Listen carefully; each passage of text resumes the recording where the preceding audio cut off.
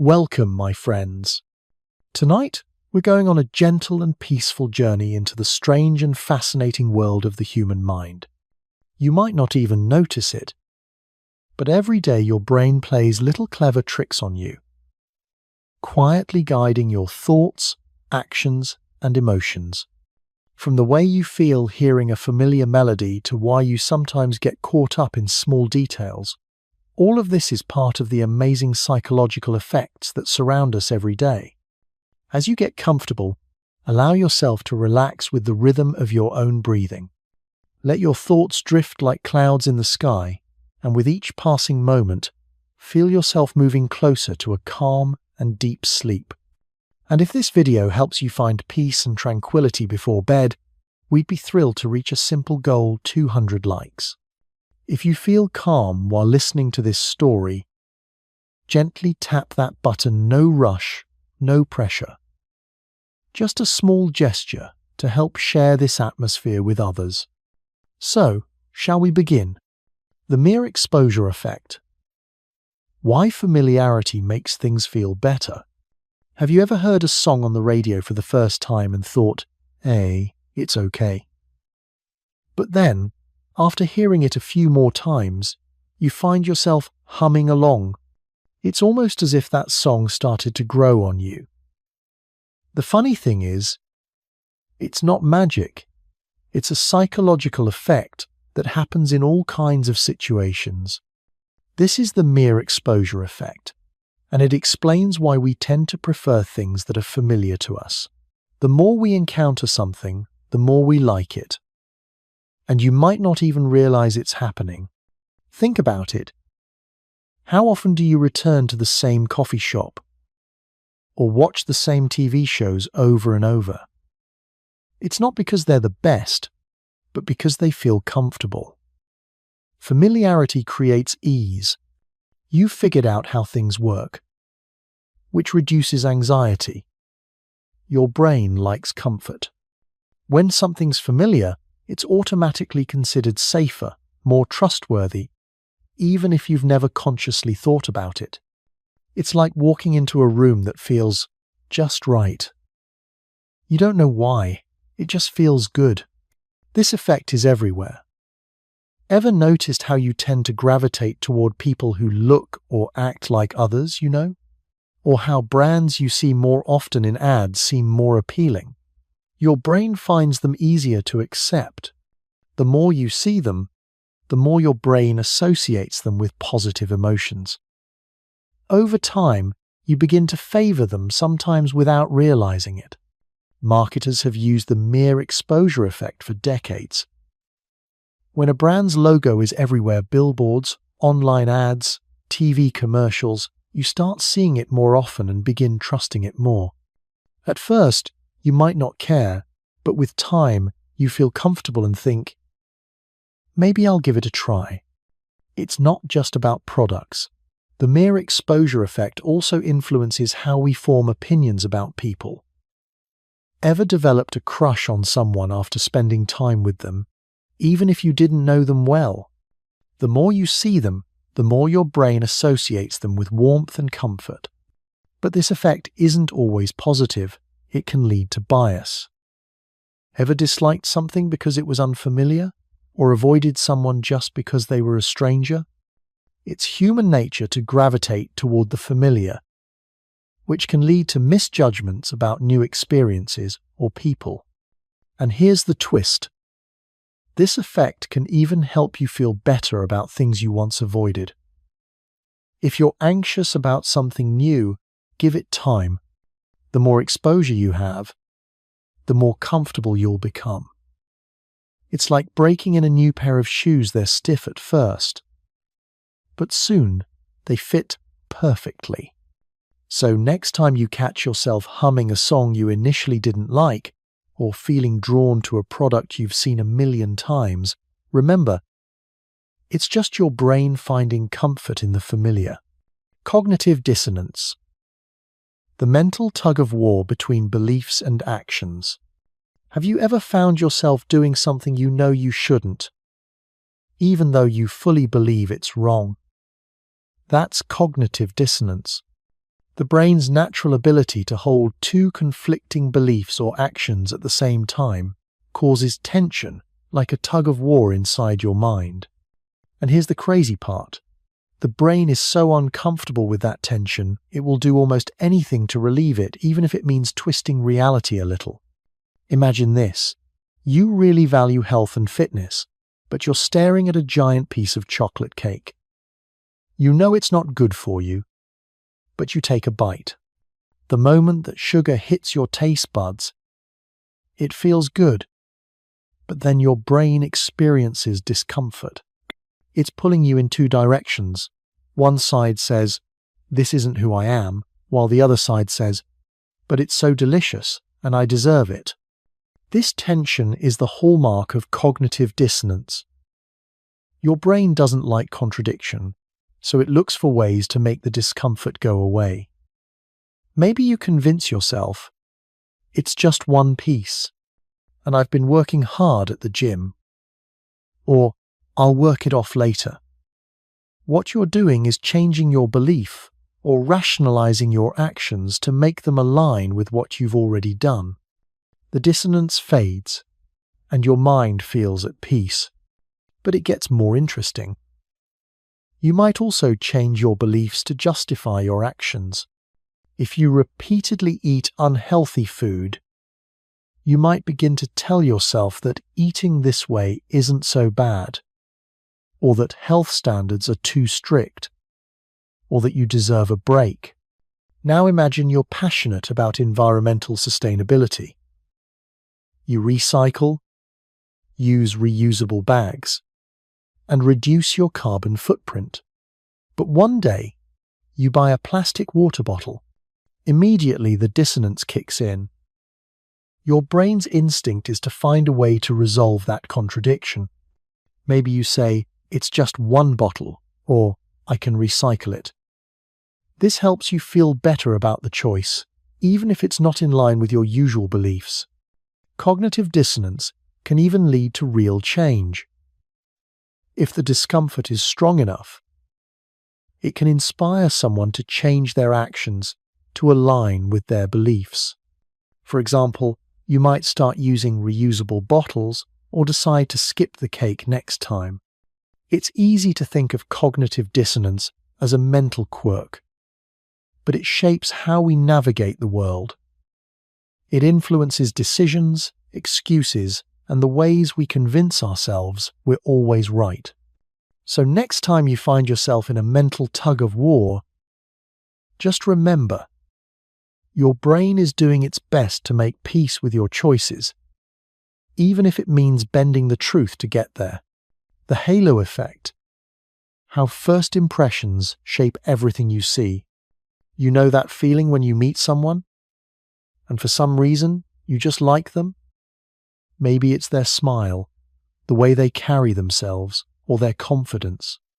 But here's the twist, it's not just their personality you're judging. That first impression, whether positive or negative, ends up shaping how you perceive almost everything about them from then on. Welcome to the world of the halo effect. It's funny, isn't it? How one quick snapshot can distort your entire perspective. Imagine you're at a party and someone walks in looking incredibly stylish with the latest fashion trends. They catch your eye, and you assume they're also intelligent, confident, and charming. You might even overlook their awkward social skills because you've already pegged them as cool. That's the halo effect in full force. This psychological phenomenon happens because once we form an overall impression of someone, especially based on a single trait, it colors everything else. If you think someone is attractive, for example, you're more likely to assume they're also kind and talented. But what if they're not? What if you only like the way they look, and everything else is a facade? That's where it gets interesting. The halo effect can make us blind to reality. The impact of this effect is huge, and we're often unaware of it. It doesn't just affect how we judge people. It influences how we see situations, make decisions, and even form beliefs about ourselves. Have you ever noticed how a positive experience at a restaurant makes you think the entire place is great? One good moment, like a helpful waiter or delicious appetizer, creates a halo around everything else, even if the rest isn't as stellar. But the halo effect isn't just a fun little quirk. It can have serious consequences, especially in hiring decisions or courtroom judgments. If a judge or hiring manager is influenced by appearance or initial confidence, it might cloud their judgment on the person's actual skills or character. The key is awareness. Once you realize how the halo effect works, it's easier to question your snap judgments. It's okay to have first impressions, but recognizing that they might not be as accurate can help you make more balanced decisions. So, the next time you meet someone new or try something unfamiliar, remember, your initial reaction might be shaping everything you see. And who knows, maybe you'll start noticing things you missed before. The false consensus effect. Thinking everyone thinks like you. Have you ever found yourself in a conversation, passionately explaining something you believe, only to look around and realize no one else seems to agree with you? It's frustrating, right? You thought your viewpoint was obvious, that everyone saw things the same way. But what if I told you that feeling isn't just confusion? It's actually a common psychological effect, the false consensus effect. The false consensus effect happens when we assume our beliefs, opinions, and behaviors are more common than they actually are. It's like looking through the world with a filter that makes everyone else seem to think like us. In reality, most people don't share our views, but we convince ourselves they do. It's comforting because it gives us a sense of validation. After all, if everyone else agrees, we must be right, right? Let me give you an example. Imagine you're at a party and there's a debate about whether pineapple belongs on pizza. You stand firmly on the yes side. And after a few minutes of arguing, you start to feel like everyone around you secretly agrees. You think, this is obvious. Everyone has to love it. But when you ask, you realize many people think it's gross. Still, in your mind, that belief feels like a truth everyone shares.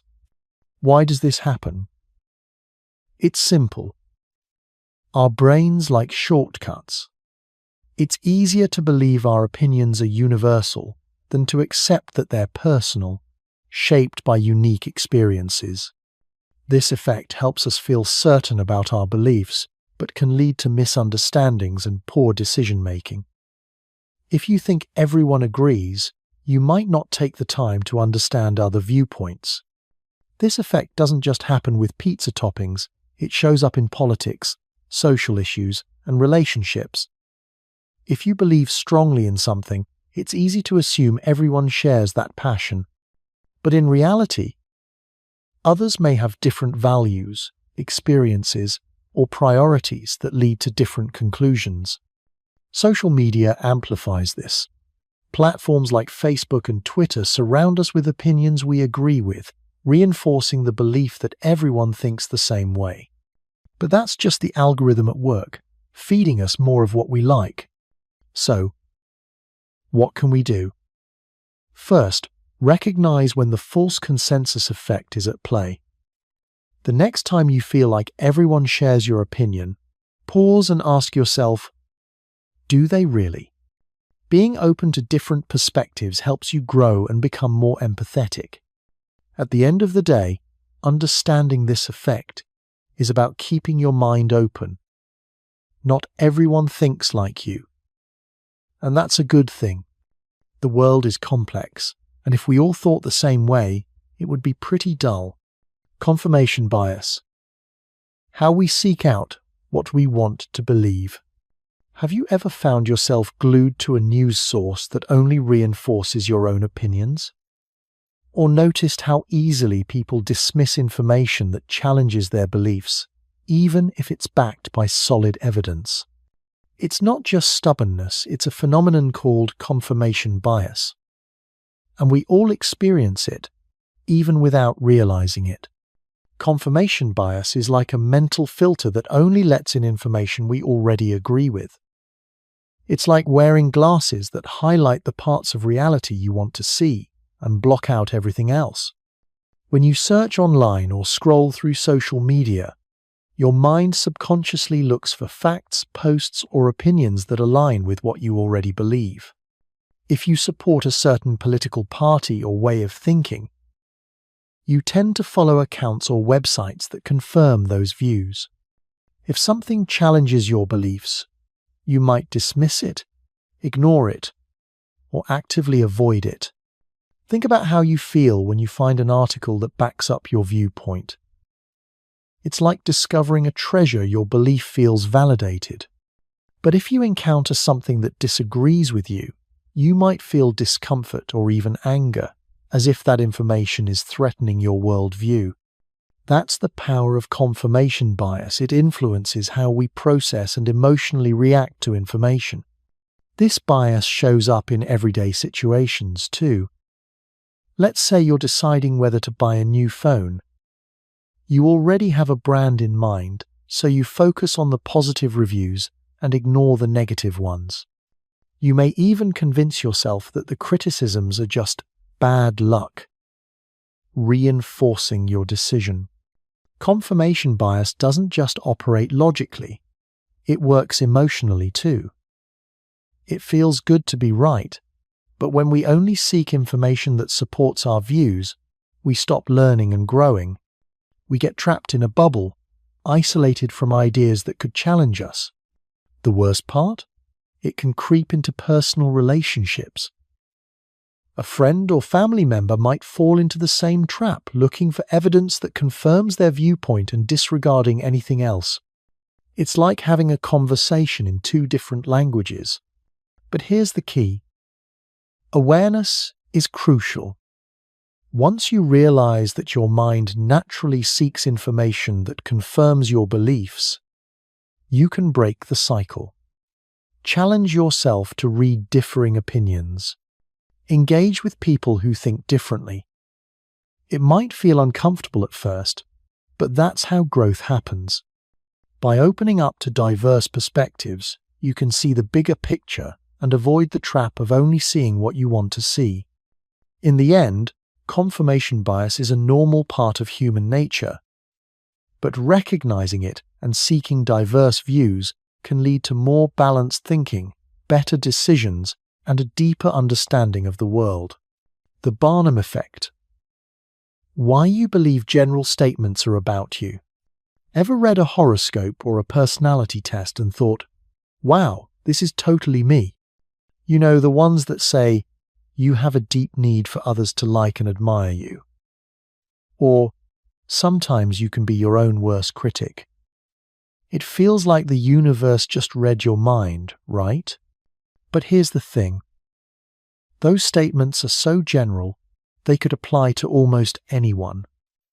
Yet, you believe they're uniquely about you. That's the Barnum effect in action, one of the most fascinating quirks of human psychology. The Barnum effect, named after the famous showman P.T. Barnum, explains why we tend to believe vague or general statements are highly accurate when they're actually designed to apply to a wide range of people. Think about it. Who doesn't want to feel understood?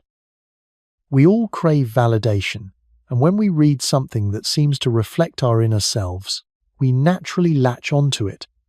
It gives us that warm, fuzzy feeling that someone gets us. Here's the twist.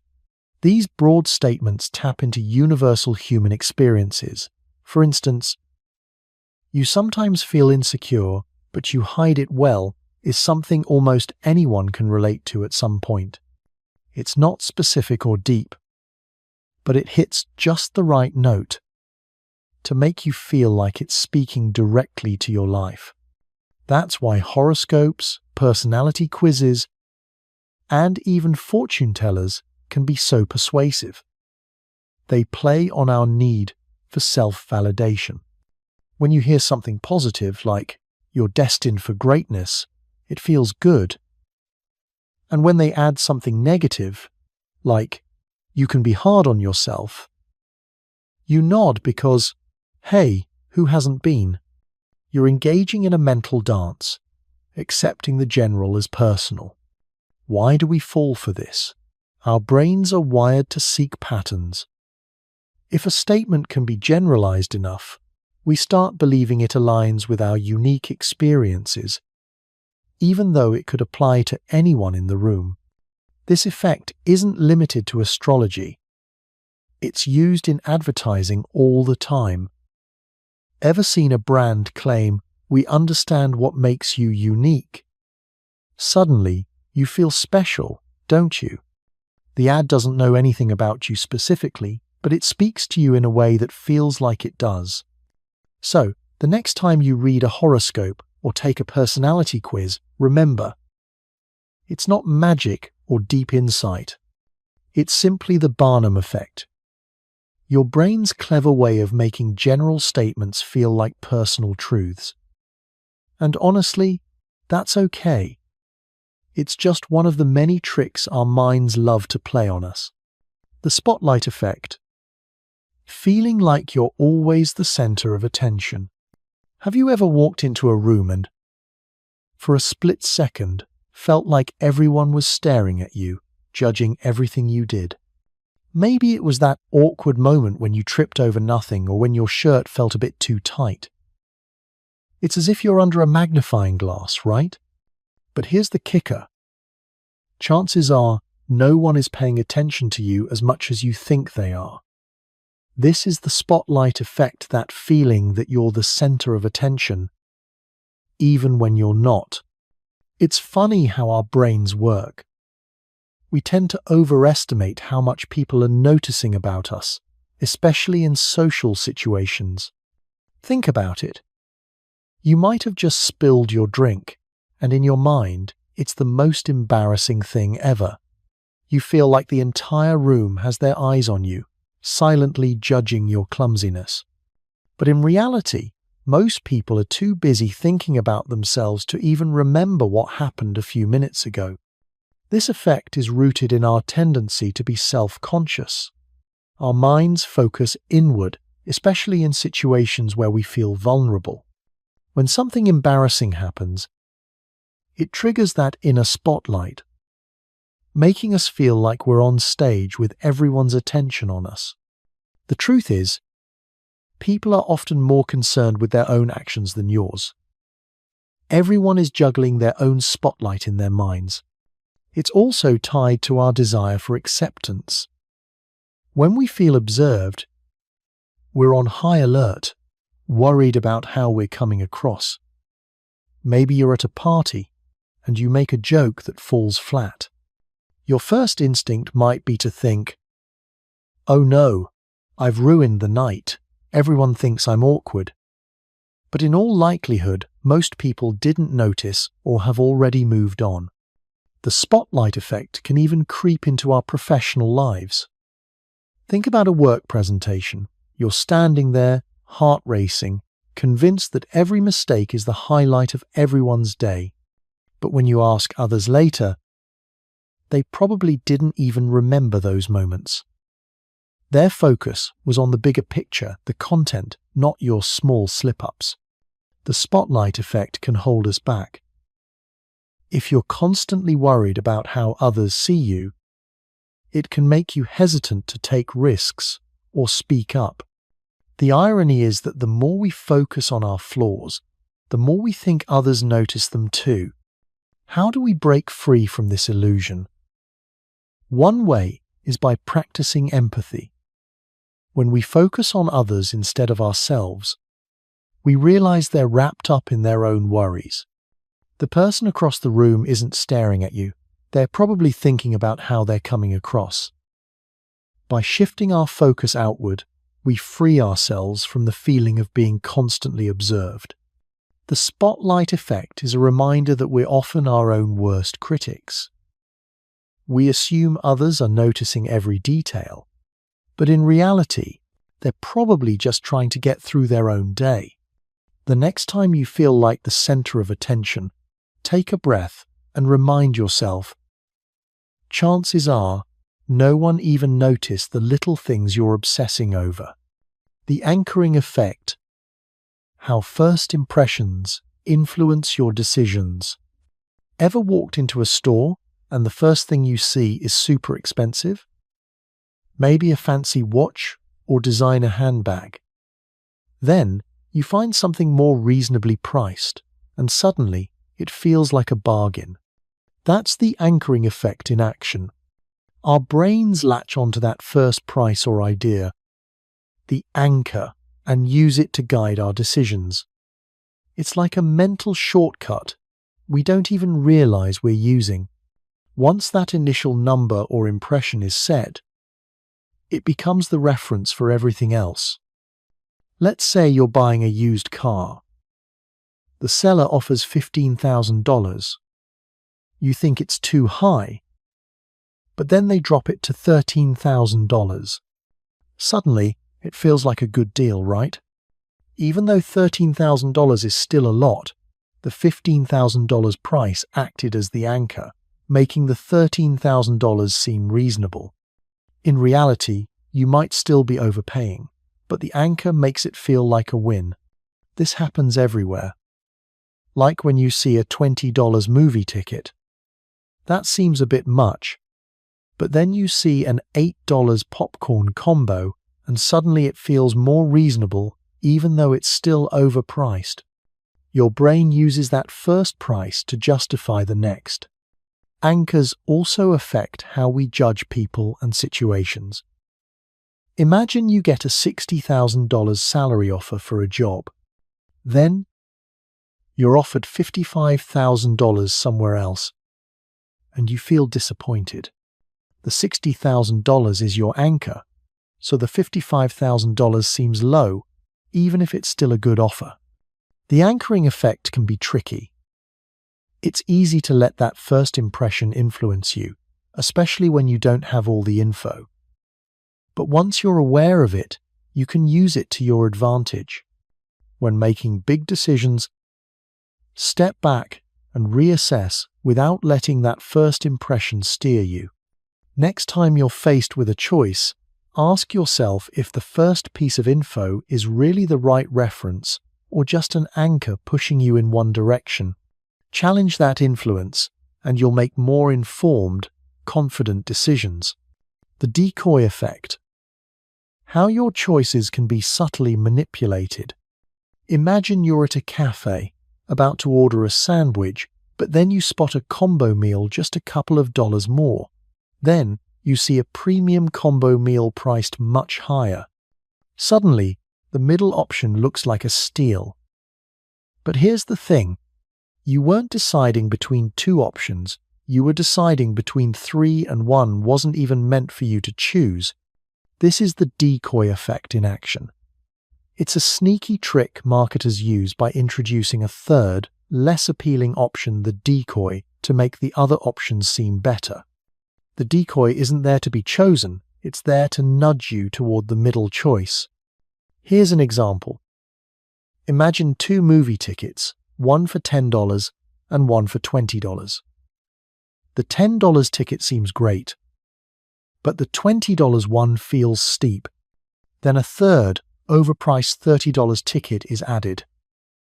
Suddenly, the $20 ticket seems like a better deal, even though it didn't before. The decoy, the $30 ticket, made the $20 ticket look much better by comparison. It's all about perception. When we compare choices, our brains naturally look for contrasts. The decoy doesn't have to match your needs, it just needs to be unappealing enough to make the other options seem better. Marketers use this trick everywhere. Subscription services often offer 3 plans, a basic one, a pricey premium one, and a middle one that now feels like the best deal, even if it wasn't before. Restaurants do it too, offering a ridiculously expensive special to make the regular menu items seem like a bargain. So how do we avoid falling for this? Just be aware. Next time you're making a choice and something feels too good to be true, ask yourself if a decoy is in play. Is one option just there to make the others seem better? The decoy effect shows that our decisions aren't always as straightforward as we think. We might feel we're choosing logically, but a clever decoy can make us pick what seems right when it's really just made to look that way. The Dunning-Kruger effect. When people overestimate their own knowledge. Have you ever met someone who's so confident about something, but you just feel like something's off? Maybe they're giving advice on a topic they barely know, but their confidence is through the roof. That's the Dunning-Kruger effect, a psychological phenomenon where people with limited knowledge tend to overestimate their abilities. Imagine you've just started learning guitar. After a week of practice, you can strum a few chords and suddenly call yourself an expert, even though you can't play your favorite song. That's the Dunning-Kruger effect. When you're a beginner, you don't know what you don't know, so you think you're better than you actually are. At the heart of this effect is a lack of self-awareness. People don't try to deceive others. They just genuinely believe they're more skilled than they are. As they learn more, they realize how much they still don't know. And ironically, the more experience they get, the humbler they become. This doesn't just happen with hobbies. It can show up anywhere. Someone reads a few articles on climate change and thinks they're ready to debate scientists. Or they watch a couple of videos on investing and suddenly think they've figured out the stock market. The Dunning-Kruger effect makes them speak with confidence, even though they lack the depth to understand the full complexity of the topic. The problem is, this overconfidence can be contagious. People may start to believe them just because they speak with such certainty. That's why we see this effect in high-stakes situations like social media and politics, where overconfident people make claims that seem persuasive even if they don't have the facts. So, how do you avoid falling into the Dunning-Kruger trap? First, recognize that it's normal to feel overconfident when you're starting out. But as you learn more, remember there's always more to explore. Embrace humility and acknowledge that no one knows everything, no matter how much they know. This self-awareness leads to deeper learning.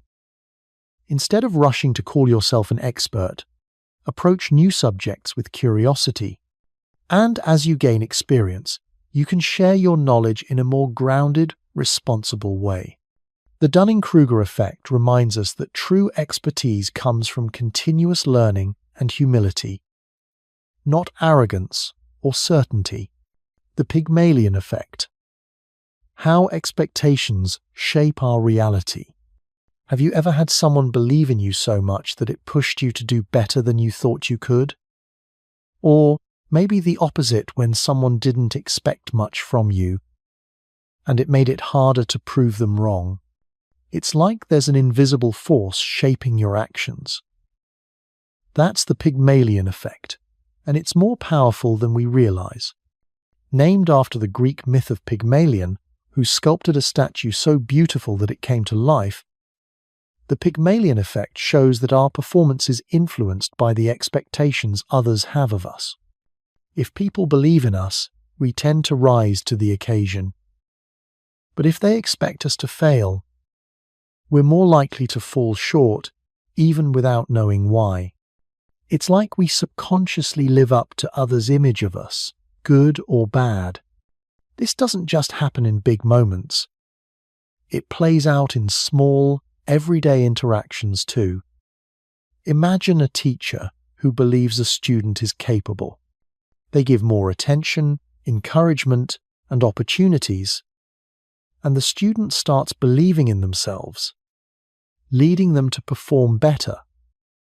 It's a positive feedback loop, but if the teacher expects failure, the student might doubt themselves and perform worse. The Pygmalion effect isn't limited to students. It shows up in workplaces, relationships, and sports.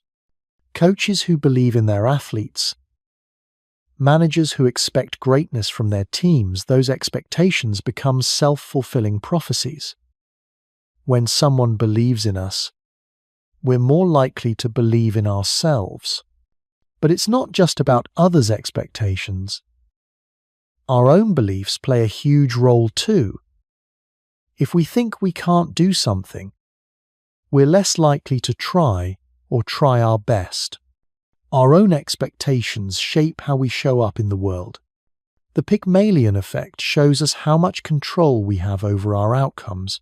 By raising our expectations, we can change how we interact with the world and how the world interacts with us. It's like planting seeds of possibility in our minds that can grow into something bigger.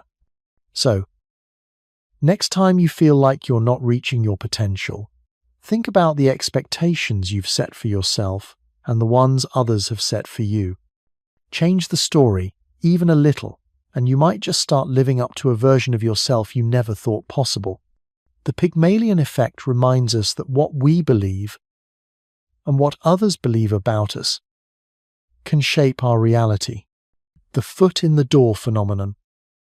How small requests lead to bigger ones. Ever agreed to a small favor and then found yourself doing something much bigger, like lending a pen to a colleague, and suddenly you're helping them move into a new apartment?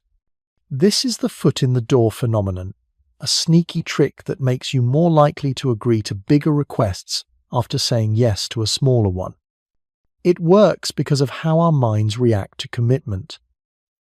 Once we commit to something, even if it's small, we're more likely to continue saying yes. It's like setting a pattern. When you agree to help a friend with something tiny, like a quick task, you unconsciously think of yourself as someone who says yes to others.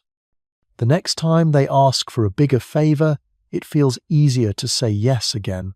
Here's an example. Imagine someone asks if they can put a small sticker on your window to support a cause. It's harmless, so you say yes. A week later, they ask if you'd like to donate to that cause. It feels like a bigger request. But because you already said yes, it's easier to agree. This happens because of our need for consistency. We want to act in line with what we've already done. Saying yes to the small favor makes us feel like we're staying true to ourselves. So we're more likely to keep saying yes. It's not just about favors. Ever clicked on a free sign-up offer only to be asked to upgrade to a paid version? Or signed up for a free trial and then nudged into a longer subscription? That's the foot in the door phenomenon at work. The initial tiny commitment makes it harder to back out later. It also shows up in sales. Let's say a salesperson offers to show you a product. You agree, and now they have their foot in the door. Soon, they pitch you a bigger deal, and because you said yes once, it feels easier to say yes again. We like to think we're in control of our decisions, but the foot in the door phenomenon shows how small actions can lead to bigger decisions without us even realizing. So next time someone asks for a small favor, think about it. What might they be setting you up for next? The foot in the door effect taps into our need for consistency and our desire to be helpful. Whether it's lending a pen or signing up for a free trial, that first small step can lead to bigger things without us noticing until we're already in deep. The door in the face technique, the power of rejection in persuasion. Have you ever been asked for something so big that you couldn't help but say no? Maybe it was a huge favor or an unreasonable request. And then, right after your rejection, the person asks for something much smaller. It's almost as if they're trying to ease you into saying yes. If you've ever experienced this, then you've encountered the door in the face technique.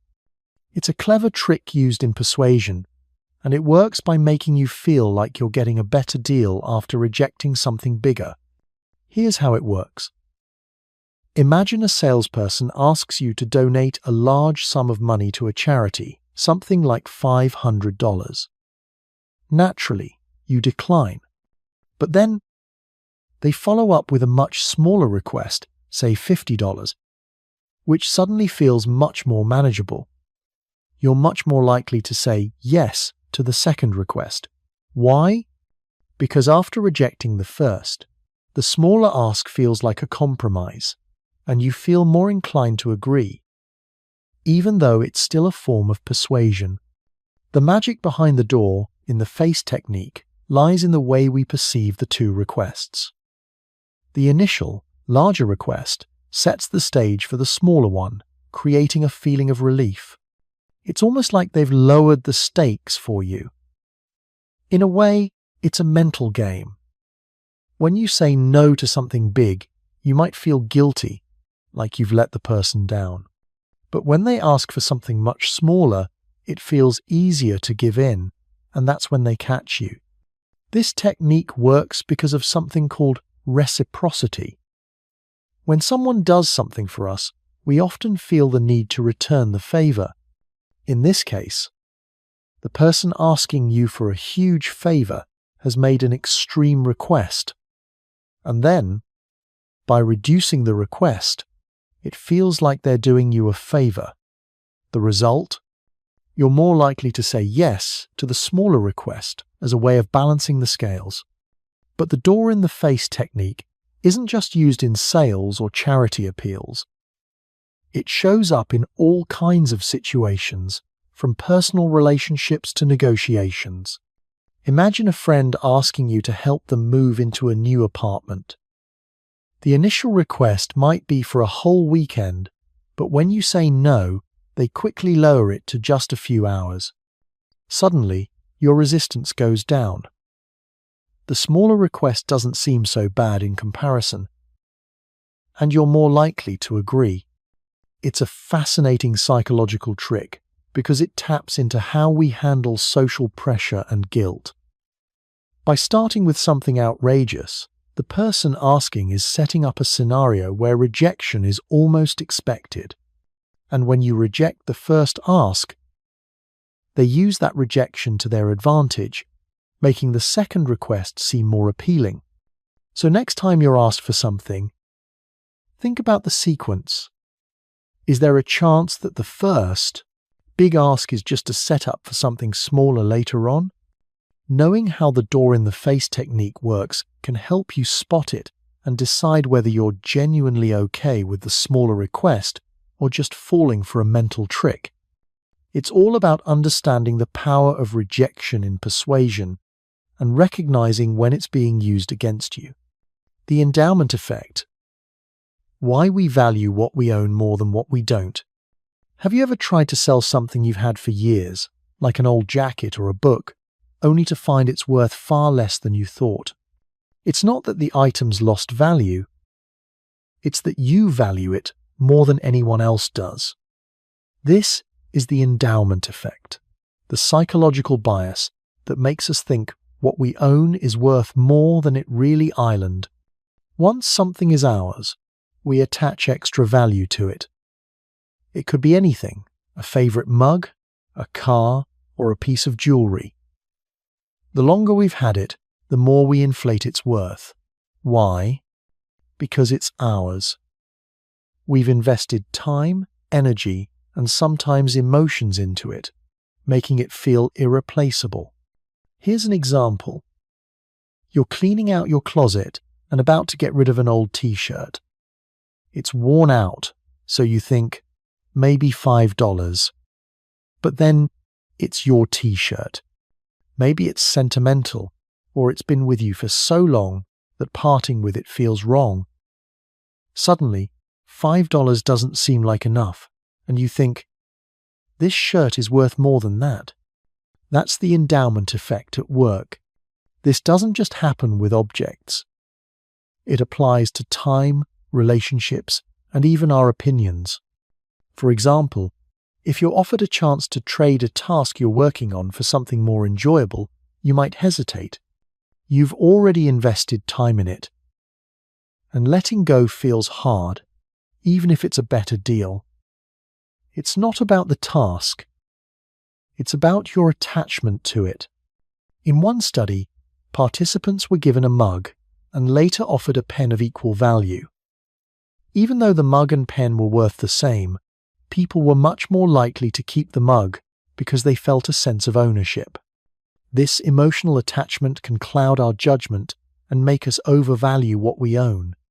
The endowment effect also shows up in business. Companies might hesitate to sell a piece of property, even if it's not the best investment, simply because they've owned it for so long. They've become emotionally attached to it, so they overvalue it. But understanding the endowment effect can help us make better decisions. Next time you feel overly attached to something, ask yourself, would I still value this if I didn't own it? Would someone else feel the same way? By questioning our attachment, we can make decisions based on logic, not inflated emotions. The endowment effect reminds us that our possessions aren't always as irreplaceable as we think. Recognizing this bias helps us look at the world with a clearer, more objective view. Loss aversion. Why losing feels worse than winning feels good.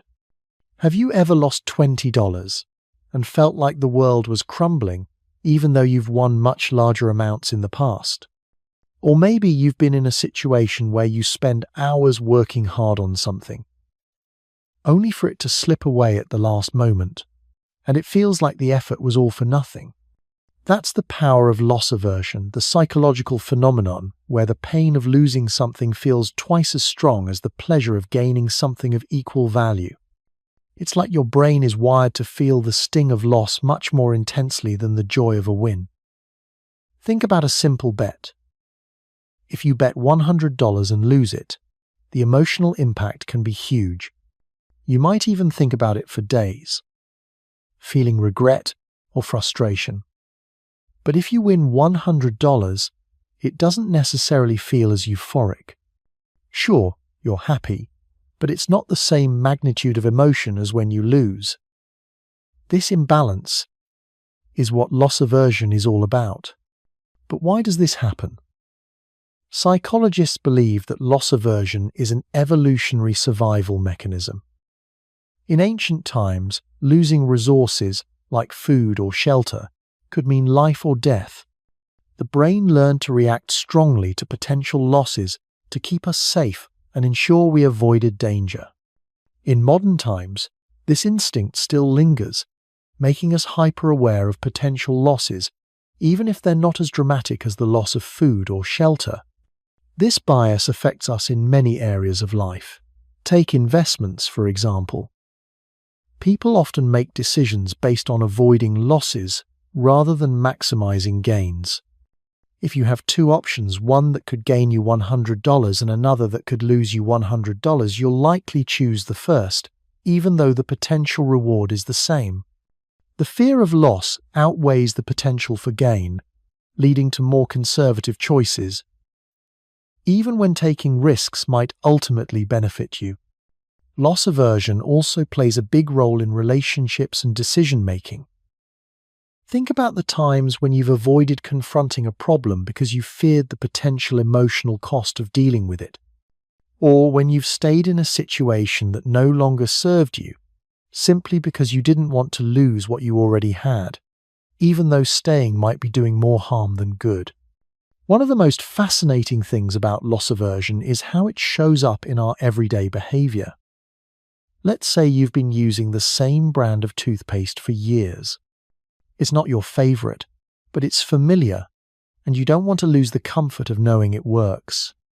Even when there's a new, better product on the market, you might stick with the old one simply because the idea of switching feels like a loss, even though, rationally, the new option could benefit you.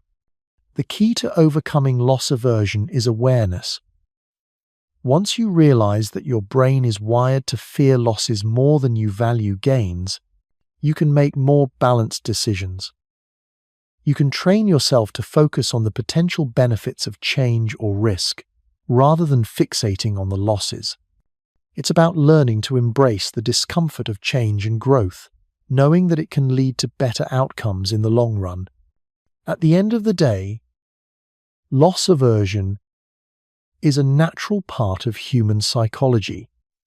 It's a survival mechanism that served us well in the past. But in today's world, it can hold us back. By understanding this bias and learning how to navigate it, we can make more rational, objective decisions and move past the fear of losing what we have in order to gain something greater. The IKEA effect: why we value things more when we build them ourselves. Ever assembled a piece of IKEA furniture and thought, "Wow, I'm really proud of that." Even though it wasn't perfect, the screws might not all be tight, and you're pretty sure you've got some extra parts lying around, but still, you feel accomplished. This feeling has a name: the IKEA effect. It's the idea that we value things more when we've put effort into building or creating them ourselves. This doesn't just apply to furniture. Have you ever spent hours cooking a meal from scratch and felt an extra sense of pride when you finally sit down to eat it? Or planted a garden and felt attached when the flowers bloomed? The more work you put into something, the more it becomes yours, and the more you appreciate it. It's a psychological trick your brain plays to create a deeper connection with what you make. The IKEA effect shows that we're more likely to overvalue things we've assembled ourselves compared to ready-made items. The act of putting something together adds an emotional connection. After hours of figuring out instructions or wrestling with oddly shaped pieces, you feel a sense of ownership and accomplishment. And interestingly, the less perfect the result, the more pride we take in it. You might feel a bit disappointed by a flawless pre-made bookshelf, but if you spent hours putting yours together, even if it's a little crooked, it becomes special. Your brain says, "I made this," and that's enough to elevate its value. This effect goes beyond furniture. Ever made a gift for someone like a card, knitted scarf, or playlist? You might not have spent much money, but the time and thought you put into it make it more meaningful. And the recipient feels it too. Why does this happen? It's because we attach value to things we've worked on. When we invest time or effort, it becomes a reflection of ourselves. We're saying, "I made this," and it feels more valuable because of it. So next time you're proud of that wobbly chair you assembled or the meal you cooked from scratch, remember it's not just about the object, but the love and effort you've put into it. The IKEA effect shows us that the things we create are worth more simply because we made them ourselves. Mere ownership effect: why we hold on to things we don't need. Ever wonder why you're so attached to that old t-shirt you never wear or a broken gadget you never use? It's not just sentimentality. This is the mere ownership effect, the psychological bias that makes us value things more just because we own them, even if they're totally useless. Think about it. You have a drawer full of random stuff receipts, old tickets, things you forgot about. But when you try to clear it out, you hesitate. You look at each item thinking, "I might need this," or "it means something to me." That's the mere ownership effect at play. We assign more significance to things just because they're ours. Once we own something, it becomes a part of our identity. Our brains form emotional attachments to our possessions. That old t-shirt, once just fabric, now holds memories and emotions. The same goes for that broken gadget. It might not work, but it's still yours. and that connection makes it hard to let go. Studies show people are willing to pay more for items they own, even if they're no longer useful. If someone offers you money for that old concert ticket or childhood toy, you might refuse, not because it's worth much, but because it's yours. It's a piece of your story, tying you to your past. This isn't just about small items. It can apply to things like houses, cars, and even beliefs. Ever struggle to part with an old car, even when it's falling apart? You justify it by saying, it's reliable, but deep down, it's part of your journey. The same goes for your opinions once formed. They become hard to change, even with new information. This attachment can lead to irrational decisions, like hoarding things that no longer serve a purpose. Your brain tricks you into thinking that ownership makes something important. It's the mere ownership effect in action, the illusion that owning something automatically adds value. But here's the good news. Understanding this effect can help you make better decisions. Next time you're holding on to something just because it's yours, ask yourself, does it still serve a purpose? Being aware of this effect can help you declutter and make more intentional choices about what to keep. In the end, it's not the items themselves that matter, but the emotional connections we attach to them. The mere ownership effect shows us that while our possessions hold special meaning, we don't need to keep everything. Letting go of things that no longer serve us can lighten our load and free us from unnecessary attachments. FOMO, fear of missing out. The psychology behind why we want everything. You've probably felt it before, that pang of anxiety when you see your friends hanging out without you, or when everyone's talking about the latest trend, and you're just not a part of it. It's called FOMO, or fear of missing out. But why do we crave inclusion so much? And why does FOMO feel stronger than ever? At its core, FOMO taps into our need to belong. For centuries, humans thrived in groups, relying on each other for survival and support. Being excluded was once a real threat, making us feel anxious when we miss out on social events or opportunities. But in today's world, FOMO has taken on a new form. With social media, we're constantly seeing posts about what others are doing, their trips, parties, accomplishments. It's easy to feel like everyone else is living a fuller, better life, and we're missing out. The truth is, FOMO isn't just about missing fun, it's about missing opportunity. When we see others landing jobs, traveling, or posting happy moments, we start to feel like we're not living up to our potential. It's as if everyone's in a game we're not invited to, and that feels personal. Ironically, FOMO doesn't always lead to better choices. You might go to a concert you don't care about just because your friends are going, or buy something just because it's trending. The need to keep up clouds our judgment, making us prioritize fleeting things over what really makes us happy. Even more interesting, FOMO often causes us to miss out on what really matters. We try to do everything, saying yes to everything, only to feel burnt out and unsatisfied. The pressure to stay connected and keep up can make life feel less fulfilling. So, what's the solution? Mindfulness. When we become aware of how FOMO affects us, we can make intentional choices that align with our values. It's okay to say no, skip an event, or take a break from social media. Focus on what truly brings joy, and you can quiet the fear of missing out. FOMO doesn't have to control us. By recognizing it, we can live authentically without needing to keep up with everyone else. After all, sometimes the best thing you can do is not be everywhere all the time. The Ben Franklin effect. Why doing favors makes you like someone more. Imagine this. You're at work, and a colleague asks you to help with something small, like reviewing a report or lending a hand on a project.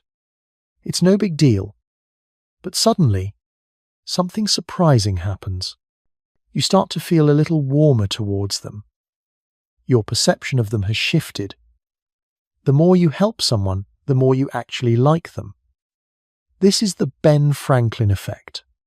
The Ben Franklin effect is a psychological phenomenon that suggests the more you do for someone, the more you end up liking them. It sounds strange, right? You'd think that helping someone would make you feel obligated or resentful, but our brains work differently.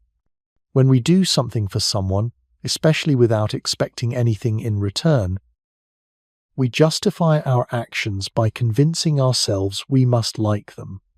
The effect is named after Ben Franklin, who used it to win over a political rival. He realized the best way to turn an enemy into a friend wasn't by flattering them, but by asking for a small favor. In his memoirs, Franklin recalled how asking a rival legislator for a rare book turned their relationship around. Franklin said, "He who has once done you a kindness will be more ready to do you another than he whom you yourself have obliged." By doing a favor for someone, you start convincing yourself that you like them, and often they start to feel the same. This happens in everyday life too. Think about a time you did a small favor for a friend, helped them move, or gave them a ride. Afterward, you probably felt closer to them, and they likely felt the same way about you. It's a cycle. The more you do for someone, the more they become your friend, not just someone you help out of obligation. It even shows up in business. When a manager helps a team member, offering advice or resources, the employee often feels a stronger bond with the manager. This helps build loyalty and goodwill, all because of the simple act of helping. Now, this doesn't mean you should do favors just to manipulate people.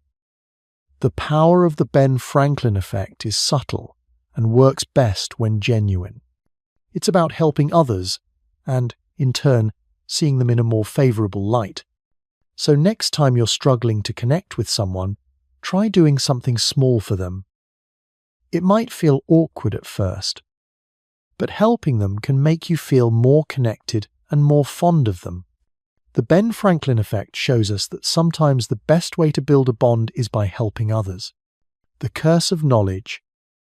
Why experts struggle to simplify things. Ever tried explaining something to a friend, only to get tangled in jargon and details? You're excited to share, but suddenly it feels like they're on a completely different wavelength. It's frustrating, right? This is the curse of knowledge, a bias that makes it hard for experts to imagine what it's like not to know what they know. When we're deep into a subject, whether it's tech, medicine, or a hobby we've mastered, it becomes second nature. The problem is, when we try to explain it to someone without the same expertise, we forget they don't have the same foundation. Our brain skips over basic concepts, assuming everyone knows what we do. But here's the catch. They don't. Think about trying to teach a kid to ride a bike. You know what to do: pedal, steer, balance. But to them, it's all new. If you explain balance like it's no big deal, you'll probably frustrate them. That's the curse of knowledge.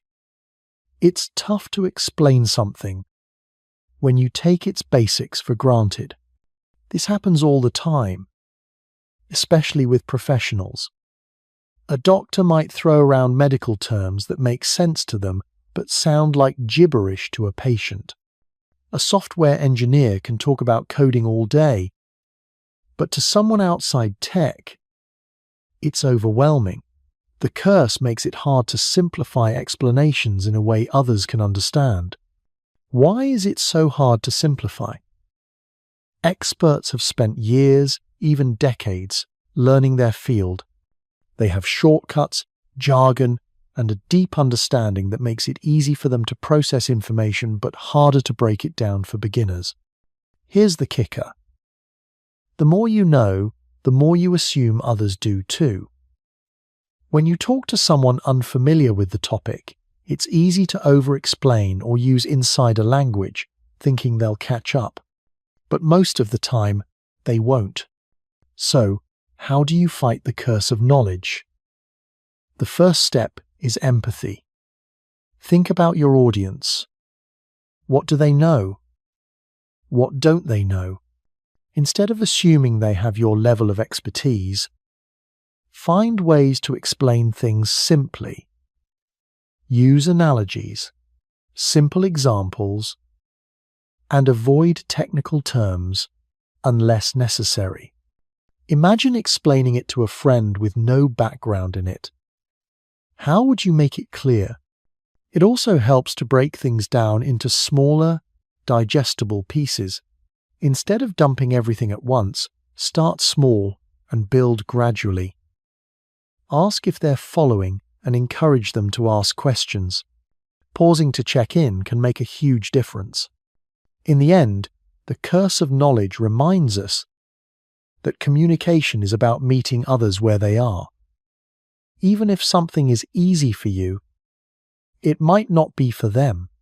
The best communicators are those who can take complex ideas and make them simple for anyone to understand. The misattribution of arousal. How emotions can be misinterpreted. Have you ever felt your heart racing, your palms sweating, and thought, "Wow, I'm really into this person," only to realize later that it was just anxiety? Or maybe you had a thrilling experience, like riding a roller coaster, and afterward you feel deeply connected to the person you're with. What if I told you that your body's physical reaction might be tricking you into thinking you're feeling something completely different? This is what psychologists call the misattribution of arousal. Here's the idea. Our bodies react to certain situations with physical signs like a fast heartbeat, sweaty palms, or shallow breathing. The problem is, our brains don't always know why we're feeling these things. So, we often misinterpret those signs and think they're tied to emotions like attraction or excitement, when they might actually be from something else. Take a classic study from the 1970 seconds.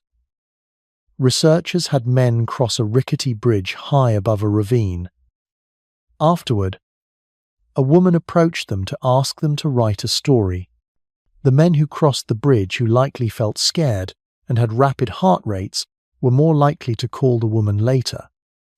Why? They misattributed their physical excitement from fear to attraction. Their heart rate was racing because of the scary experience, not because they were in love. This happens all the time, not just in romantic situations. Think about public speaking. Your heart races, you sweat, and your mind starts racing. But instead of recognizing this as nervousness, you might mistake it for excitement or eagerness to perform. In reality, your body's reaction is driven by stress, but your brain might interpret it as excitement. It also happens when people work together on stressful projects or tough workouts. The emotional arousal stress or physical exertion can make them feel like they're bonding or connecting. In reality, the physical excitement is mistaken for deeper emotional connection. This is also why the honeymoon phase of relationships can feel perfect. It's not always about the person. It could just be the excitement of new experiences. That rush of early attraction is often misinterpreted as a deeper emotional bond. So next time your heart pounds during a presentation, or you feel excitement you can't explain, remember, you might not be as excited or in love as you think. The misattribution of arousal shows us how our bodies can trick us into feeling emotions that aren't really there. Our bodies create the illusion of emotions, and sometimes they get a little too creative in how they express themselves. The sunk cost fallacy. Why we keep investing in losing causes. Ever kept watching a movie you were bored with just because you were 45 minutes in? or stayed at a job that made you miserable because you'd already invested so much time. This is the sunk cost fallacy, the irrational urge to keep investing in something just because we've already put so much into it, even if we know it's a lost cause. The sunk cost fallacy works because we hate the idea of loss. You've spent hours on a project, and even though you're not sure it's going to pay off, you feel this pressure to keep going. It's like your brain is saying, "I've already invested so much, I can't just walk away now." And that's the trap. The more we invest, the harder it becomes to admit it's not worth it anymore, because that would mean all our effort was wasted. It's not just about big things like money or time. It's in the little things too. Think about a dinner at a restaurant you don't like. The meal's overpriced and underwhelming, but you keep eating because you've already paid for it. The cost is already gone, but you feel compelled to finish it anyway. This is the sunk cost fallacy in everyday life. Sometimes it happens in relationships or projects we've invested so much in that we can't imagine walking away. Think of someone stuck in a toxic relationship. The emotional energy, time, and memories make it hard to leave. Even when everything signals it's time to go. The sunk cost fallacy keeps them holding on, thinking, "I've already invested so much, I can't just walk away now." It also happens with bad investments. Imagine buying an old car that constantly breaks down. You keep sinking money into repairs, telling yourself, "This is the last time." But the next issue pops up, and once again, you fix it. The sunk cost fallacy tricks you into thinking the money already spent justifies more repairs. So why do we do it? It's about avoiding the pain of admitting failure. We'd rather keep going than face the fact that it's over. But by continuing to invest in something that's not working, we only make things worse. The key is recognizing when you're falling into the sunk cost fallacy. Next time you feel pressured to keep going just because you've already invested so much, stop and ask yourself, is this really worth it? Or am I just holding on because I don't want to admit I've made a mistake? Sometimes, letting go is the best way to break the cycle and move forward. The Zeigarnik effect. How unfinished tasks stay in your mind. Have you ever found yourself obsessing over a task you haven't finished yet? Maybe it's a work project, a book you started but never finished, or a conversation that got interrupted. No matter how much you try to distract yourself, your mind keeps coming back to it. Well, there's a name for this annoying phenomenon: the Zeigarnik effect. The Zeigarnik effect is a psychological principle that explains why unfinished tasks are so hard to ignore. In simple terms, it's the idea that your brain remembers incomplete tasks more vividly than those you've completed. This happens because our minds don't like open loops, unresolved pieces of our daily lives. Unfinished business sticks with us, lingering in our thoughts until it's resolved. This effect was first noticed by Russian psychologist Bluma Zeigarnik in the 1920 seconds. She observed waiters in a restaurant remembering unpaid bills better than paid ones. Why? Because the unpaid bills were unresolved. This same principle applies to us. When something is unfinished, our brain has a hard time letting it go. So, why does this happen? Our minds crave closure. When we start something, we naturally expect to finish it. The feeling of incompleteness creates tension, like an itch that needs scratching. This tension keeps the task in our mind, making it harder to focus on anything else, even if we try to ignore it. The Zeigarnik effect isn't always bad, though. In fact, it can motivate you to get things done. That nagging feeling can push you to finish a task, even if you don't feel like it at first. It's like an invisible deadline set by your brain. That's why you feel driven to finish something when it's staring you in the face. Your mind won't let you forget. But it can also be overwhelming. When you have multiple unfinished tasks, they can pile up and create mental clutter. This can make it harder to concentrate and be productive, like trying to juggle too many things at once. So, how do you deal with it? One way is to break big tasks into smaller chunks. Finishing even a small part of something creates closure and reduces tension. Another trick is to give yourself permission to step away from unfinished tasks. Make a mental or written note of what's left to do. This way, your brain feels like it's not completely unfinished, and you can take a break. The Zeigarnik effect is a powerful force that shapes how we process tasks.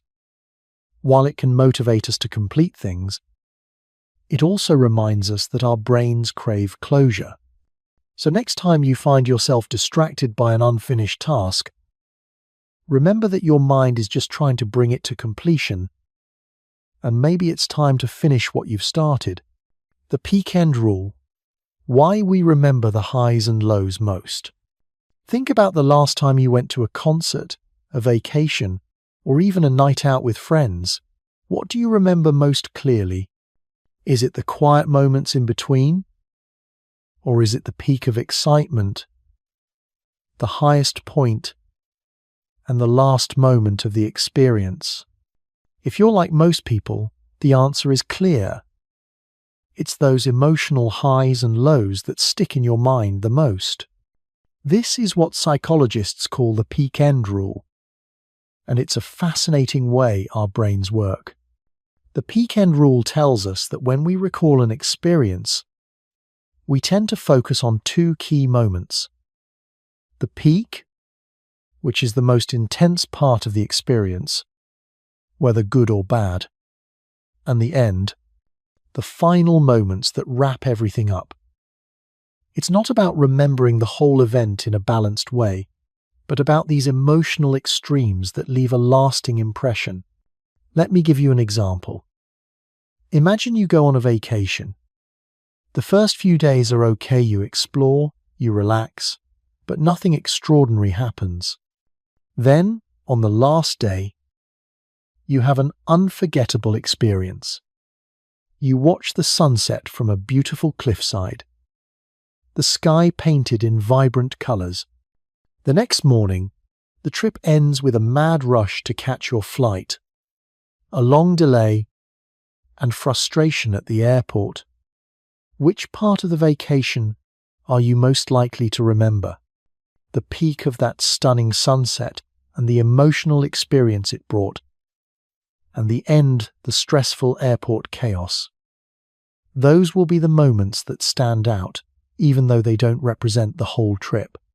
The peak end rule isn't just about vacations or concerts. It shows up everywhere. Think about a difficult meeting at work. Maybe the first half of the meeting was filled with routine discussions, but near the end, something happened that really irritated you. Or perhaps a key moment of the meeting went incredibly well, leaving you feeling great.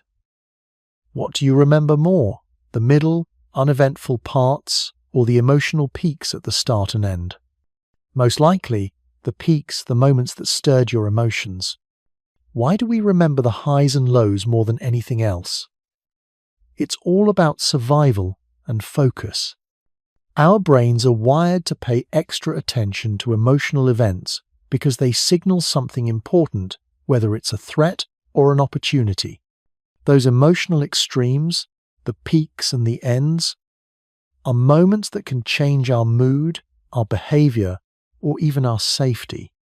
So, it makes sense that we'd remember them more vividly. It's not about remembering the ordinary moments. It's about remembering the moments that matter.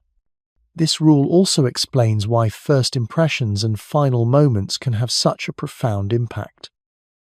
The way you start and finish an interaction or event can color everything in between. For example, if you start a presentation with a funny or engaging story, your audience will likely remember that peak moment. Similarly, if you end the presentation with a strong, emotional point, that will leave a lasting impression. It's the combination of those high points and the final moments that will stick in people's minds, even if the rest of your talk was average. But here's where it gets even more interesting. The peak-end rule can be used to our advantage. When planning an experience, whether it's a special event, a date, or even a meeting, think about how you can craft the peaks and the ends. Make the most intense part of the experience something memorable and aim to end on a positive note. The middle, less exciting moments can fade into the background, but the highs and lows will shape the overall memory. Even though the peak-end rule shapes our memories, it also offers us a reminder about how we experience the world. We may not remember every moment, but we sure remember the moments that stirred us the most. Whether it's a moment of joy, a moment of frustration, or even a moment of surprise, the peaks and the ends are what our brains latch onto. So, next time you're creating an experience for yourself or someone else, remember, the beginning and the end matter, and it's the peaks that will stick with you. The vividness effect. Why we remember strange, colourful, or dramatic details. Have you ever walked into a room and it's like your eyes just fixated on one thing, maybe a bright red umbrella in the corner or an odd painting on the wall? It doesn't matter how mundane everything else is. Your brain seems to cling to that one colourful, dramatic detail. This is the vividness effect at work, our tendency to remember the most striking, unusual, or colourful parts of a situation, often to the exclusion of everything else. Think about the last time you had a memorable experience. Was there one moment that stood out? Something that was so different, so surprising, that it became etched in your memory? Maybe it was the splash of neon yellow in a sunset, or the unexpected sound of a car horn in an otherwise quiet neighborhood. It's these small, vivid details that make an event unforgettable. The vividness effect explains why, in a sea of ordinary moments, it's the strange, the colourful, and the dramatic that tend to stay with us. The brain has a fascinating way of processing information. It's constantly sorting through a flood of sensory input, deciding what's important enough to remember. And here's the kicker. The brain is wired to give more weight to things that stand out, whether they're visually intense, emotionally charged, or simply out of the ordinary.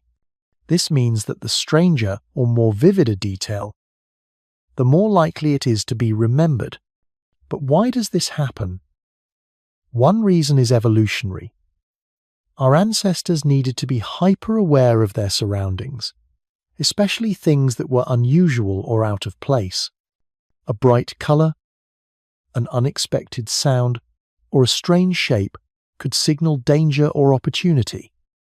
By remembering these standout details, they could better navigate the world. Fast forward to today, and our brains are still programmed to fixate on the things that stand out, though now it's more about remembering the strange or interesting rather than staying alive. A great example of this is advertising.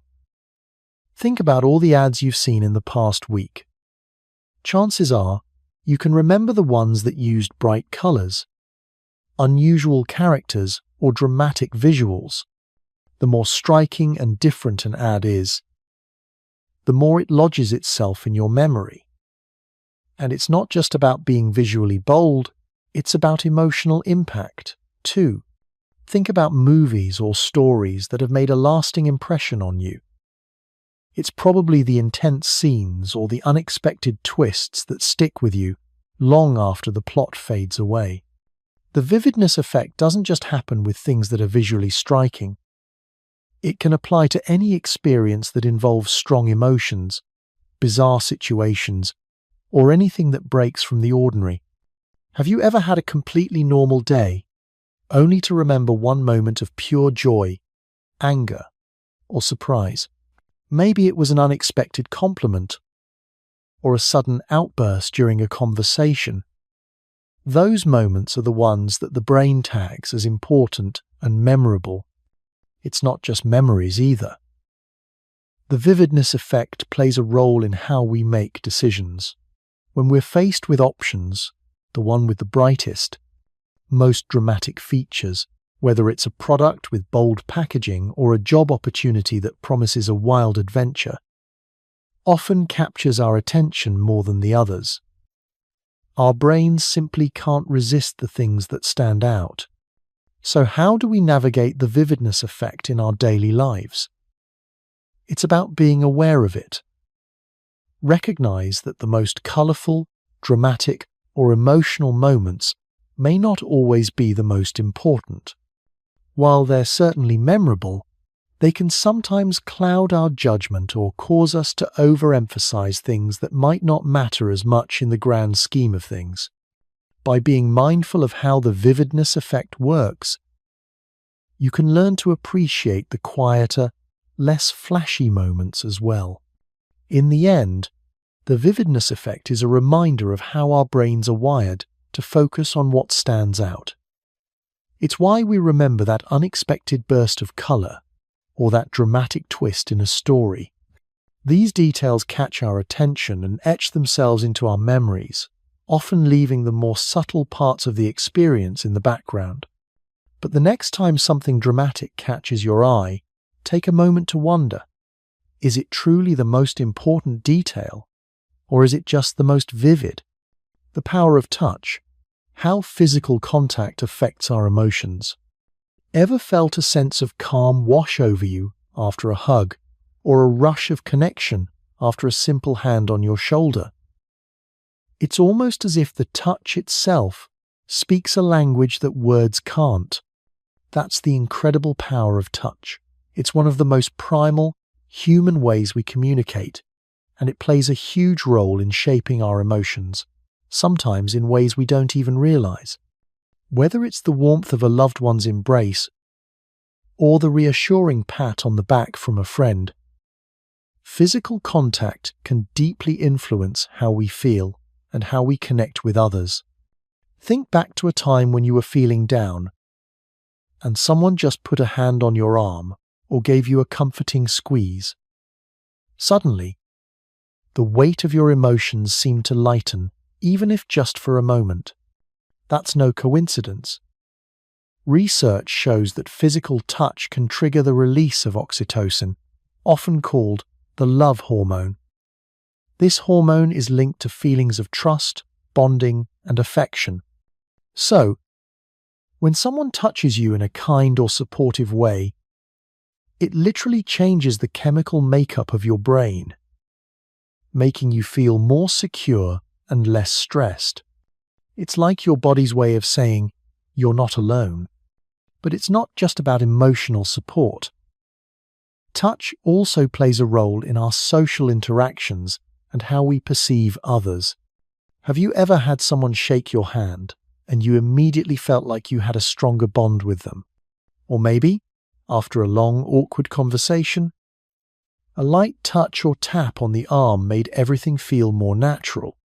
This is because touch can help convey warmth and empathy, and it helps build trust faster than words alone. In fact, studies have shown that when we physically connect with others, even in small ways, we are more likely to feel like we understand each other. But here's an interesting twist. Not all touches are created equal. The context, the intent, and even the type of touch matter. A firm handshake can signal confidence, while a gentle hug can communicate care. Yet, in some situations, touch can also make us feel uncomfortable or even threatened. Ever had someone invade your personal space or give you a touch that felt inappropriate? In those moments, touch can actually trigger negative emotions like discomfort or anxiety because it violates your boundaries. This shows just how powerful touch is. It can build connections, but it can also push people away depending on how and when it's used. What's fascinating is that touch doesn't just affect our emotions in personal interactions. It can influence our behavior in subtle, everyday ways. Have you ever seen someone receive a pat on the back after a job well done, and suddenly they seem to perform even better the next time? That's the power of touch motivating action. Positive physical contact has been shown to increase performance and boost morale. It's a reminder that physical presence and connection can affect not just how we feel emotionally, but how we act in the world. The absence of touch, on the other hand, can have a significant emotional impact. Think about how isolating it can feel when you're away from loved ones, or during times when physical connection is limited. We're social creatures, and physical touch is a core part of how we nurture relationships. Without it, feelings of loneliness, sadness, or even anxiety can creep in, showing just how much we depend on the comforting power of touch. So next time you find yourself in need of emotional comfort, remember, a hug, a handshake, or even a light tap on the shoulder can do more than just make you feel better. It can alter the way your brain processes emotions, bringing you a sense of calm, connection, and warmth. It's not just physical contact. It's a powerful emotional bond that speaks volumes without saying a word. The flow state, the psychological sweet spot for peak performance. Have you ever been so absorbed in an activity that time seemed to disappear? Maybe you were writing, painting, or even working on a project, and before you knew it, hours had passed without you even noticing. That's the flow state, the psychological sweet spot where everything clicks, and you're performing at your absolute best. It's that magical zone where you feel unstoppable, completely in the moment, and fully immersed in what you're doing. But how do you get there? And why does it feel so incredible? Flow is often described as being in the zone. It's that place where you're not thinking about the past or worrying about the future.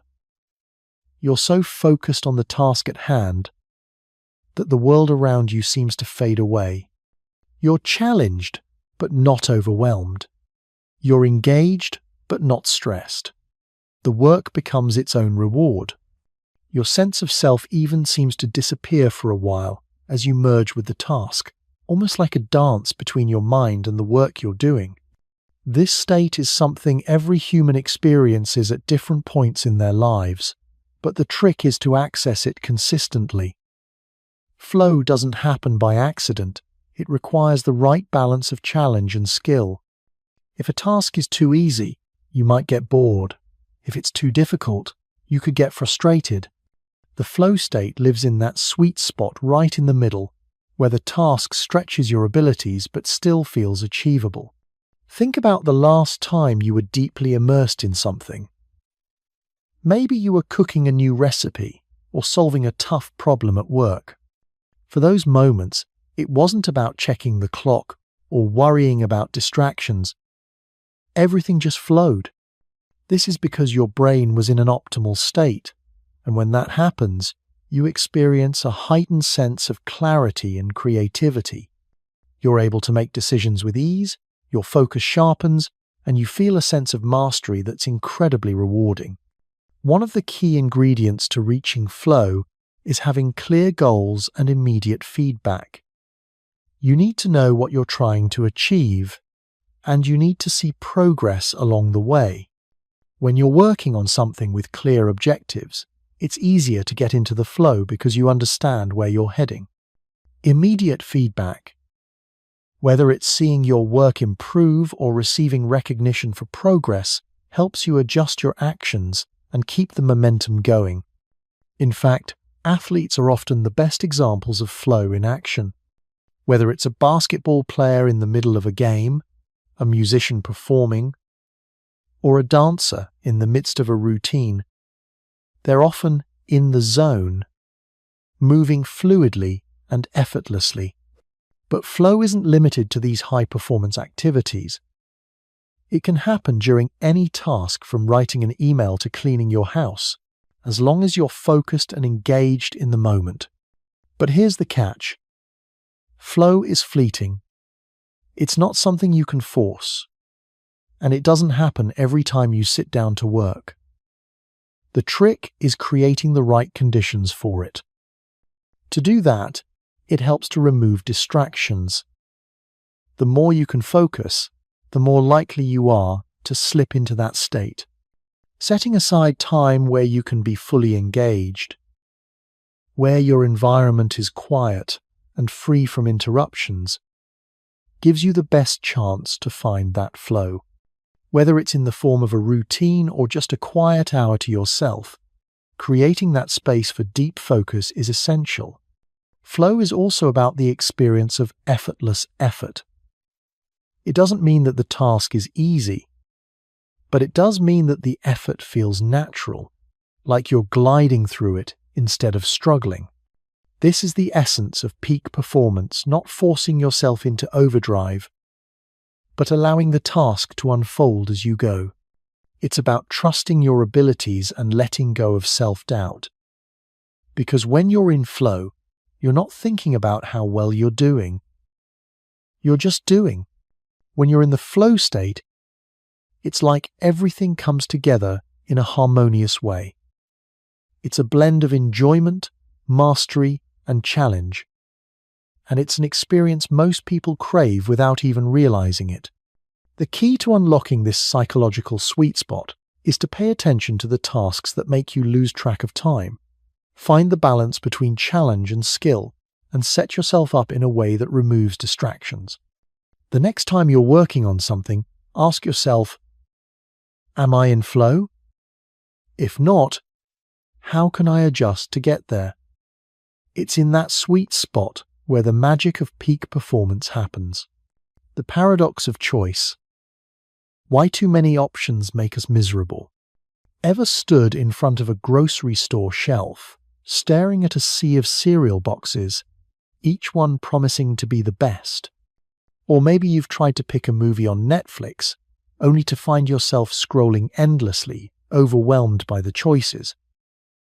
It seems like more options should make life easier, right? But here's the surprising truth. The more choices we have, the more miserable we can become. Welcome to the paradox of choice. At first glance, more options seem like a good thing. After all, the more choices we have, the more likely we are to find the perfect one, right? But research shows that having too many choices actually leads to confusion, dissatisfaction, and regret. This paradox, where more options make us feel less happy, was popularized by psychologist Barry Schwartz in his book The Paradox of Choice. And once you understand it, you'll start noticing it everywhere. Imagine walking into a coffee shop that has only two choices, regular and decaf. The decision is easy, right? But now imagine walking into a shop with 100 different coffee blends, each with its own exotic name and flavor. Suddenly, the decision becomes overwhelming. You're not just deciding between two options, you're choosing from a massive range of possibilities, each one carrying the weight of potential regret if you don't pick the perfect one. This constant decision-making fatigue is a hallmark of the paradox of choice. We think having more options will make us happier because it gives us more control, but in reality, it creates pressure to make the right decision, and we start second-guessing ourselves. Did I pick the best coffee? Should I have gone with the other one? What if I miss out on something better? That sense of regret lingers, and instead of feeling satisfied with our choice, we end up feeling dissatisfied, anxious, or even guilty. It's not just about consumer products, though. This paradox also plays out in our personal lives. Think about dating apps, where you're swiping through hundreds of profiles, each offering a new potential match. The sheer number of options can make it harder to settle on anyone. You're constantly wondering if someone better is just a swipe away. And the more options you have, the harder it becomes to commit, because you start comparing every choice to every other possible one. Another aspect of the paradox of choice is the fear of maximizing. People who are maximizers, those who feel compelled to make the best possible decision, can become paralyzed by all the options in front of them. The constant pursuit of perfection, of making the absolute right choice, can lead to stress and dissatisfaction. Meanwhile, those who are satisficers, those who settle for good enough, tend to be happier because they don't agonize over every option. So, how can we escape the paradox of choice and avoid the misery it brings?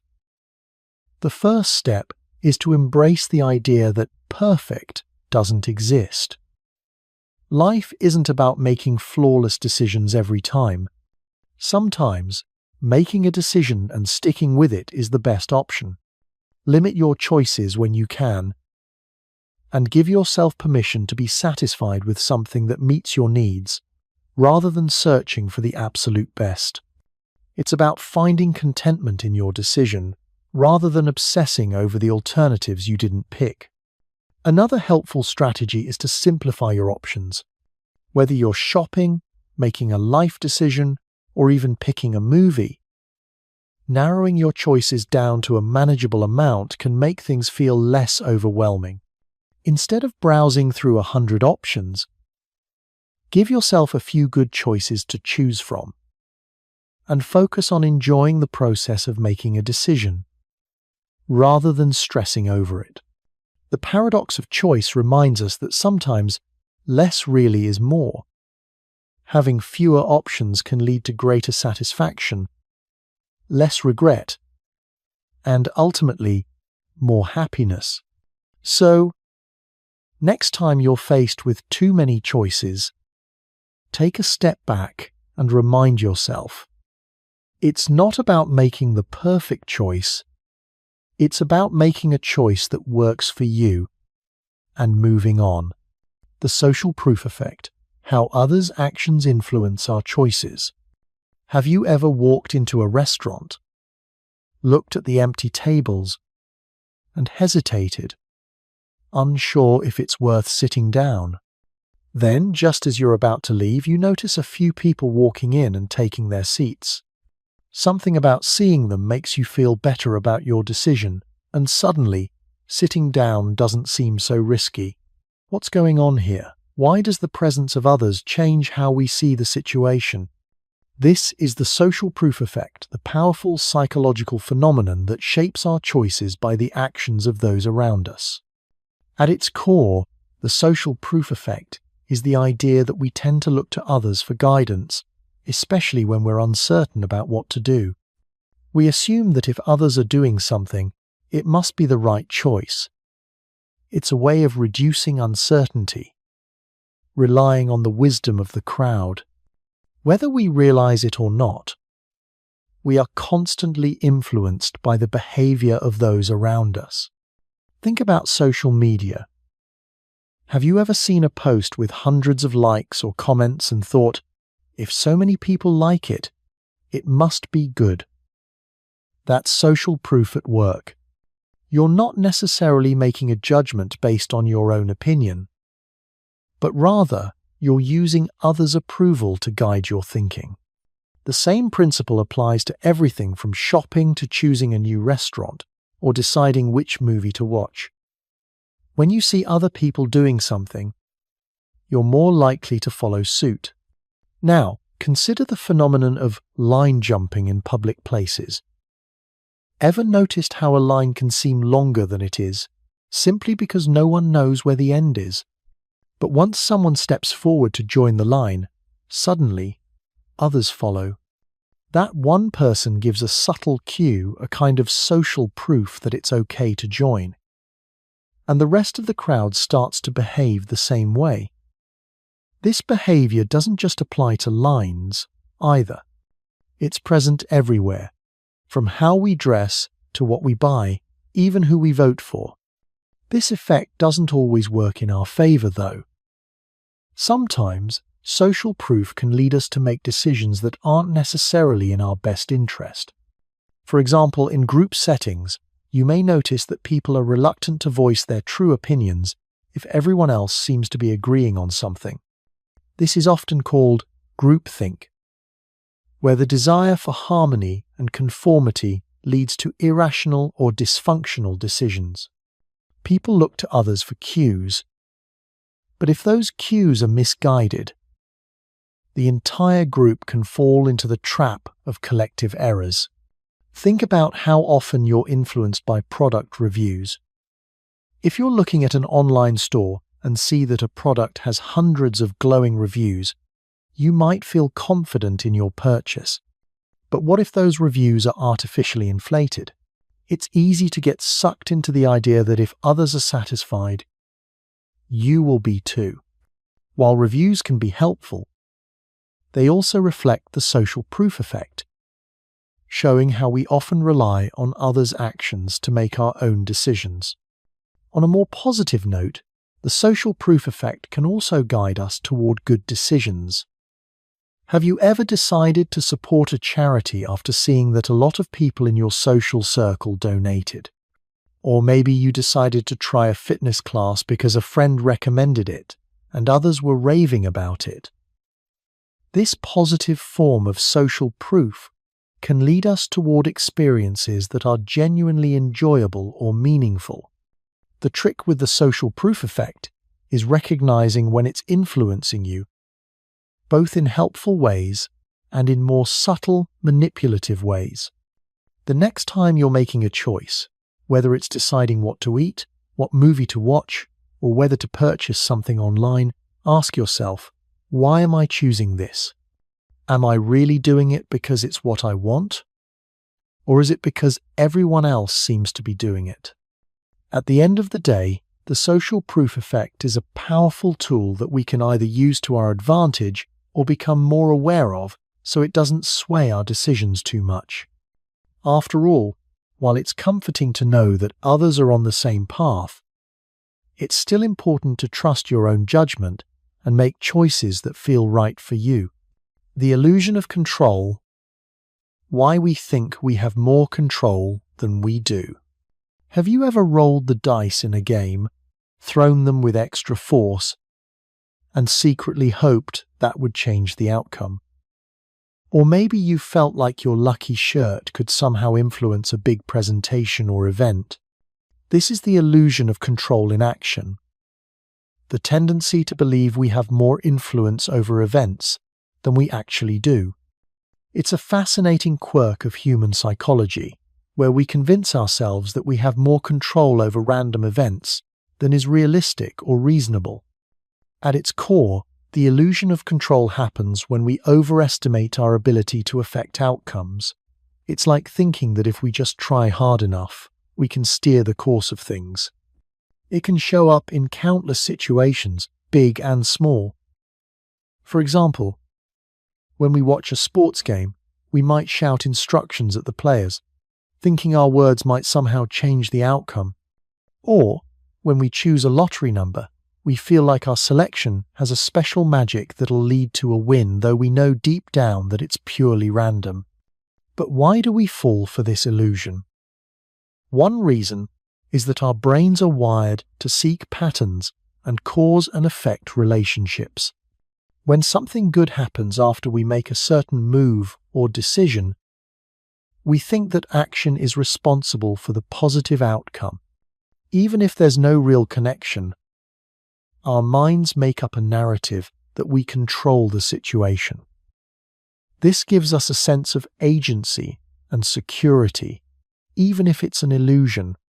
A classic example of the illusion of control can be found in gambling. Casinos are designed to make us feel like we're in control of our fate. When playing slot machines, for example, you might pull the lever with just the right motion, thinking you've influenced the outcome. In reality, the machine is completely random, but that sense of control, whether real or imagined, keeps us engaged and invested. This illusion also shows up in everyday life. Think about the times you've checked and rechecked your work before sending it out, even when you knew it was fine. You do this because you feel like the extra effort will ensure success. Or when you've done everything right, but something still goes wrong, and you feel blindsided, as though you missed something that could have changed the outcome. This desire for control leads us to believe that if we just exert enough effort, we can avoid uncertainty and influence the world around us more than we really can. The illusion of control is particularly evident in the workplace, where people often believe they can control outcomes by simply exerting more effort or focusing more intently.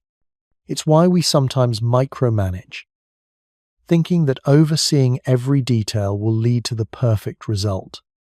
But ironically, this excessive control often leads to stress and poor decision-making because we fail to recognize the external factors that we can't influence. Weather, market fluctuations, or the actions of others, they all play a huge role in how things unfold. And yet, we act as though our actions can override them. Another fascinating aspect of the illusion of control is its link to optimism. Believing we have more control over situations often leads to greater confidence and a more positive outlook. In some ways, this can be helpful. It motivates us to act and try our best, which can lead to better outcomes, but it can also backfire. When we overestimate our control, we may take on unnecessary risks or make decisions that are based on unrealistic expectations. In other words, our overconfidence can sometimes lead to disappointment when we realize that not everything is in our hands. So, how do we break free from the illusion of control? The first step is recognizing it. Understanding that we don't control everything is liberating. We can still make choices and influence outcomes, but we also need to acknowledge the role of luck, randomness, and external factors. By accepting the limits of our control, we can reduce unnecessary stress and focus on the things we can influence, while letting go of the need to micromanage every detail. In the end, the illusion of control is a reminder of how we like to feel empowered and in charge of our lives. It gives us a sense of security, but it can also lead us to overestimate our influence. The key is to balance our desire for control with the recognition that not everything is up to us, and that's okay. Life is unpredictable, and sometimes the best thing we can do is let go and go with the flow.